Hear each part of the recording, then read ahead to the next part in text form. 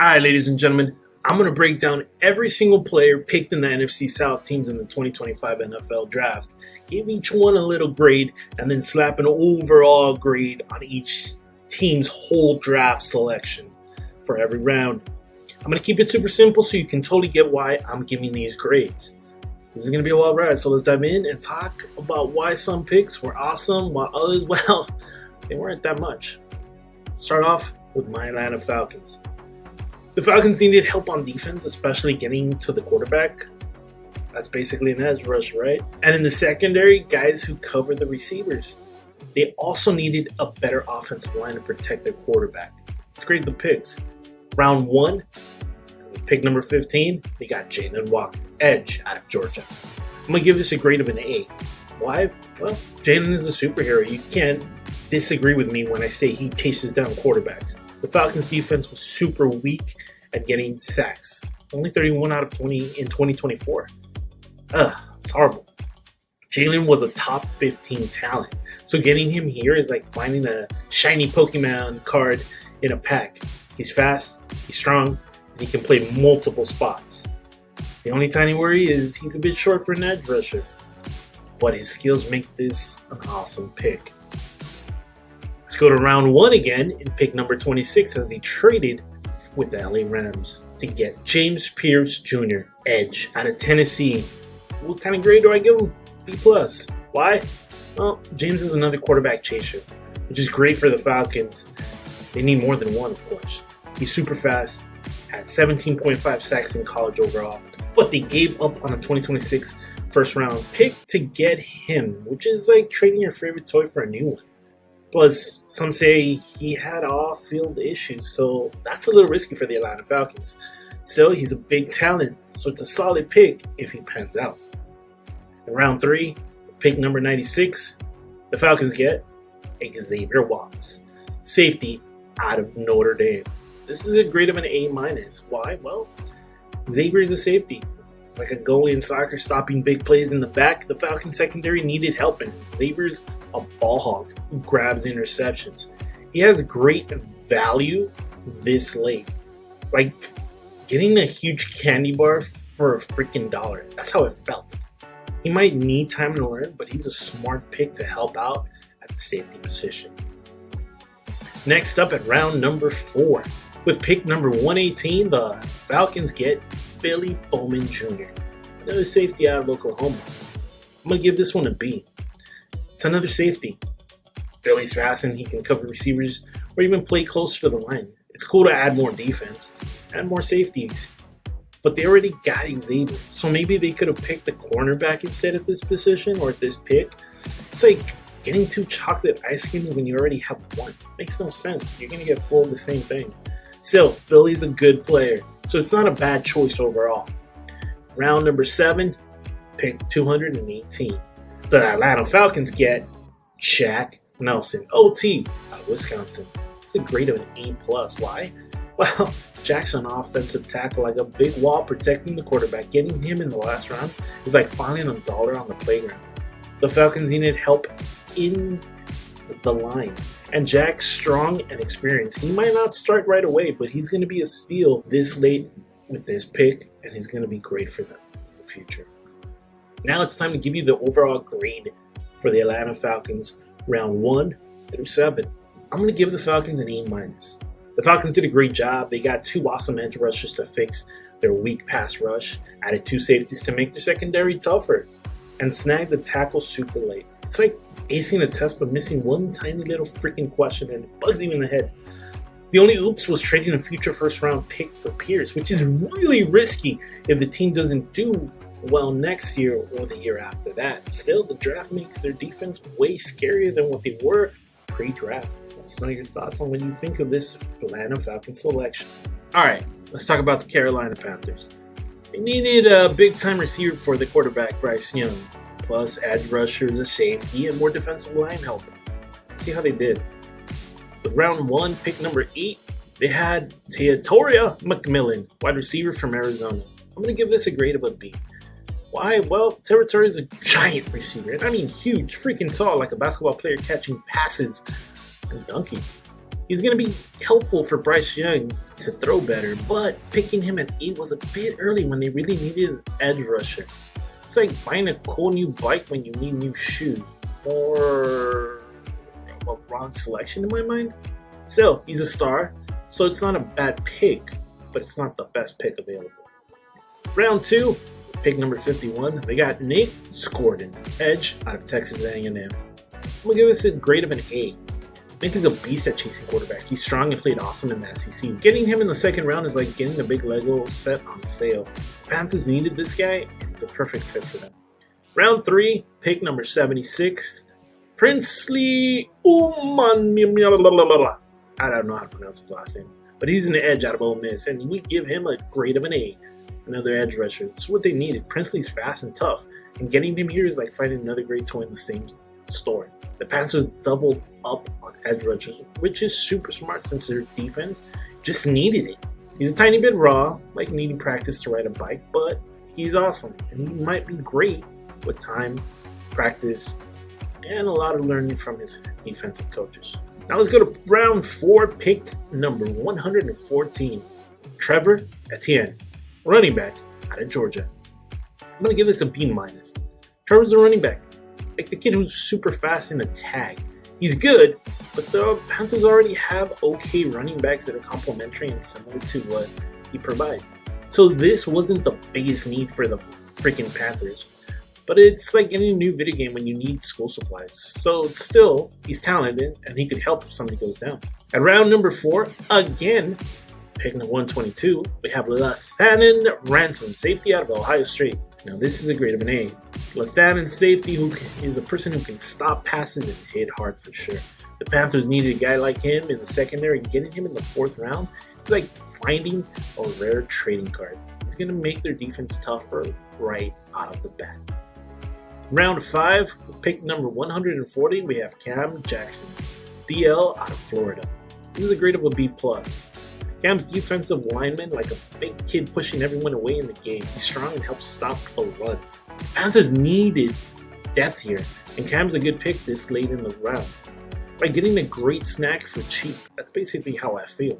He might not start, but he's going to be solid if he needs to go into the game one day this season. Round number 5, pick 163, we got Mitchell Evans, tight end out of Notre Dame. This one I'll give a B. Mitchell's a tight end. Like a receiver who also blocks, he's okay, but the Panthers didn't really need a tight end at this moment. It's like getting a new hat when you need socks. He's a good player though, so it's not a total miss. Round 6, we have pick 208, Jimmy Horn Jr., wide receiver out of Colorado. I'm going to give this one a grade of a B+. Jimmy's another receiver and he's super fast. He's a great late pick. It's like finding a cool toy at the bottom of the toy box. He'll give Bryce Young another speedy target, which is awesome for their offense. But again, they needed more defensive players in this draft pick selection. So what's the overall team grade? I'm going to give him an A+, and I hate the Panthers. Why? Well, the Panthers crushed it. They got a star receiver, 2 killer edge rushers, a great safety, and some extra help on the defense and offense. It's like getting all A's on your freaking report card. The only tiny mistake was picking McMillan a bit early, but they fixed their biggest needs and got awesome players. Their team's going to be way better now with these selections. Let us know what you think. Saints needed a quarterback, cornerbacks, an offensive lineman, a receiver, a defensive line help, and well, let's check their picks. Round 1, with pick number 9, they got Kelvin Banks Jr., OT, out of Texas. This is a grade of C+. Well, Kevin's an offensive tackle, like a big shield for the quarterback. He's good, but picking him at 9 was way too freaking early when they really needed a quarterback at this position. Shedeur Sanders, well, he wasn't picked by anybody in this round. Some experts said he's more of a late first-round guy, so this feels like a stretch for the New Orleans Saints. Round number 2, we got pick 40, Tyler Show, quarterback out of Louisville. This is a grade of a C. Tyler's a quarterback, which is definitely what they needed, but waiting until the second round and picking him this high is kind of risky. He's like a kid who's good at sports, but gets hurt a lot. Saints need a quarterback sooner, and Tyler might not be ready to start. It's like getting a toy that needs to be fixed before playing with it. Sad. Again, Shedeur Sanders was available. Nobody got him. Round 3, pick number 71, we have Vernon Broughton, DL, out of Texas. This one's great of a B+. Vernon's a defensive lineman who stops runs and chases down quarterbacks. Things need help here, and he's a strong pick in the 3rd round. Like getting a great book for your birthday, right? No, I don't read books anymore, but it's okay. He's going to make their defense much better. Again, in round 3, with pick number 93, we have Jonas Sanker, safety, out of Virginia. This is a grade of a B. Jonas is a safety, not a cornerback, which is what they needed more at this selection. He's tough, and he can cover defend players, but it's like getting a puzzle when you wanted a book. He's a good freaking player, and he can be ready to help the defense if need be. Now, round 4, pick 112, Danny Stutzman, linebacker, out of Oklahoma. Give this a B+. Danny's a linebacker, ladies and gentlemen. He's fast and he hits hard, and the Saints needed someone like him. Getting him in the 4th round is like finding a cool toy on a sale. But he's a great pick at this position. Round 4, pick 131, Quincy Riley, quarterback, out of Louisville. This is a grade of an A-. Quincy's a cornerback, exactly what they needed. He's great at stopping receivers. He's like a kid who's awesome at dodgeball. Definitely, sure, one of the best. But getting him this late is like finding a hidden treasure, in my opinion. He's going to help them a lot. Now, round 6, pick 184, Devin Neal, running back, out of Kansas. This one's a grade of a C+. Devin's a running back, but the Saints didn't need one that much. It's like getting extra crayons when you already have a box that's full. He's strong and fast, but they could have picked the receiver and another cornerback at this pick. Round 7, pick 248, we have Moliki Matavao, tight end, out of UCLA. This one's going to get a C from me.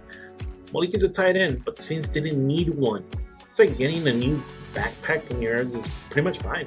He's okay, but this pick doesn't help their biggest problems. In round 7, pick 254, Fadil Diggs, edge at Syracuse. This one's going to get a B.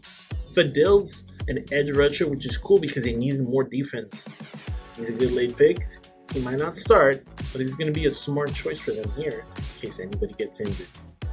Now let me give you the overall team grade for the New Orleans Saints. C+. Or a C. I'm still iffy on it. The Saints didn't do great. They picked horribly. They needed a quarterback and cornerbacks, but they picked an offensive tackle too early in the draft. And they waited too long for a risky quarterback.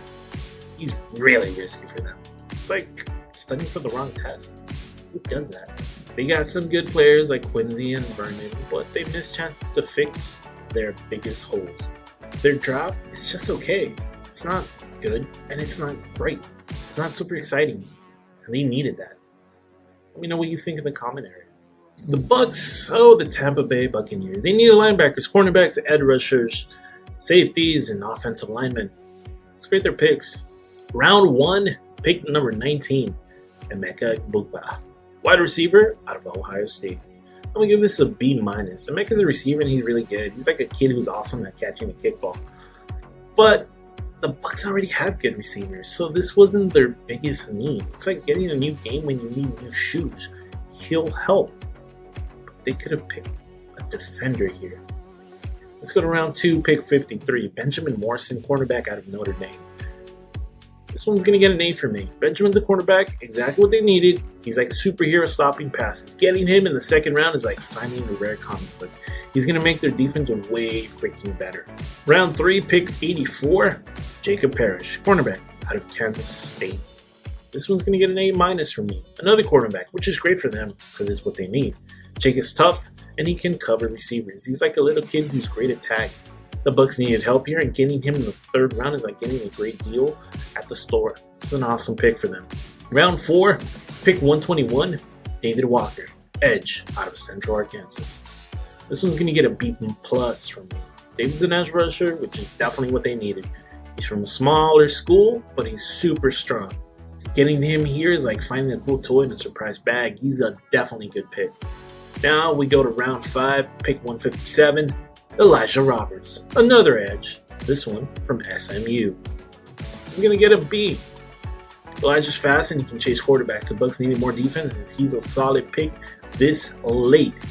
He might need time, but he's good at this spot. Round 7, pick 235. Tez Johnson, wide receiver out of Oregon. This one's going to get a B- out of me. Tez is another receiver, but they didn't need one. He's fast like a kid running in a race, but it's like getting extra candy when you need veggies, ladies and gentlemen.